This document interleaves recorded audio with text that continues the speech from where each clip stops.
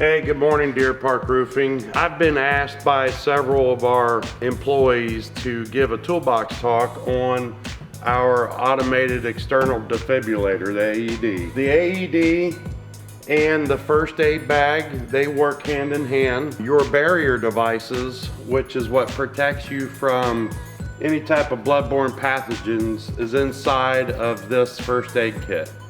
Also inside this first aid kit is your nitrile gloves and some bandages. This is the AED. It is an automated external defibrillator. It will walk you through step by step what you need to do in the event of a heart attack or a cardiac arrest. There is a difference between a heart attack and a cardiac arrest.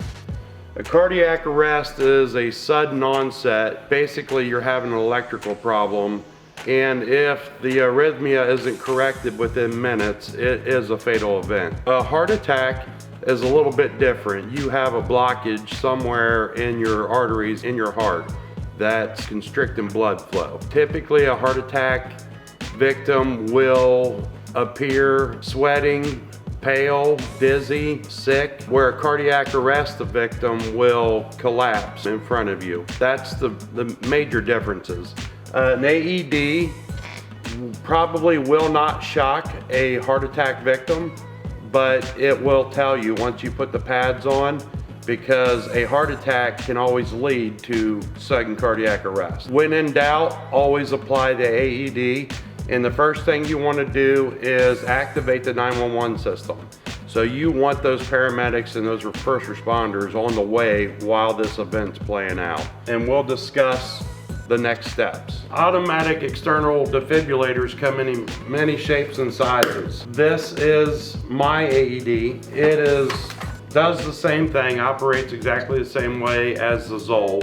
All AEDs aren't made or look the same, but they operate similarly. An AED is a lightweight portable device that delivers an electric shock through the chest to the heart. Some people have asked, are there contradictions to use? Yes, there are. When you have a cardiac arrest victim, the first thing you want to do is, like I said, activate the 911 system. You want those paramedics and first responders on their way. You always want to check for air exchange. So you want to look, listen, and feel. If you don't see the chest rising and falling, really good chance that your co-worker, victim, patient is suffering a heart attack or in cardiac arrest. The first thing you want to do is remove the clothing from the chest. Male or female, this goes the same way. This is about saving a life. You want to look for implanted devices. So when somebody has an implanted defibrillator, you're going to see a square under the skin somewhere. Or if they have an implanted pump for insulin, you're gonna see that poking through the skin. You don't wanna put an AED pad on top of the defibrillator or on top of an insulin pump. But it's very simple. So our Zoll AED out there operates the same way. You open it up and you hit the start button. Remove clothing from the patient's chest. Pack it and apply pads onto patient's bare skin. Apply pads as shown in the pictures. It shows you exactly what to do. On skin. Apply pads as shown in the pictures.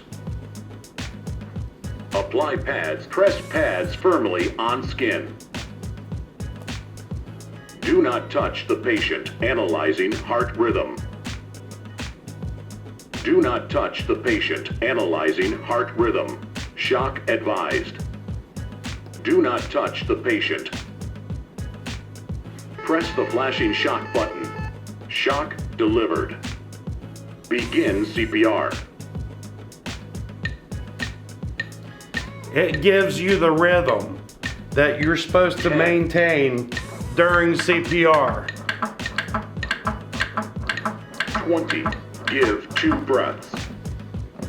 Now when it comes to delivering the 2 breaths, you always want to have some type of barrier device between you and the victim. Because of bloodborne pathogens, you don't want to lock lips with an individual that you don't know, or even ones you do know. So all AEDs and first aid kits will come with some type of barrier device.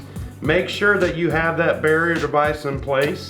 before you deliver the 2 breaths. Another thing I need to point out is when the defibrillator prompts you to deliver a shock, don't be touching the patient, don't be touching the table. You can also receive the shock. Another contradiction for use is if you have somebody go down and they're in a puddle of water. Don't ever apply an AED in a puddle of water to a victim. Move them out of the way. We're probably going to do some CPR training, AED training very soon, and we'll dive a lot deeper into this then. One more thing I'd like to mention is about 98% of those folks that are trained in CPR and AED have never encountered an actual victim. A lot of those people that are trained will also shy away from actually engaging in help. Remember this will help you. You are not going to injure a dead person. And if you are having to deliver some type of shock to the heart, they are considered clinically dead. You are protected by the Good Samaritan laws. As long as you don't operate outside of your scope of training, you're protected.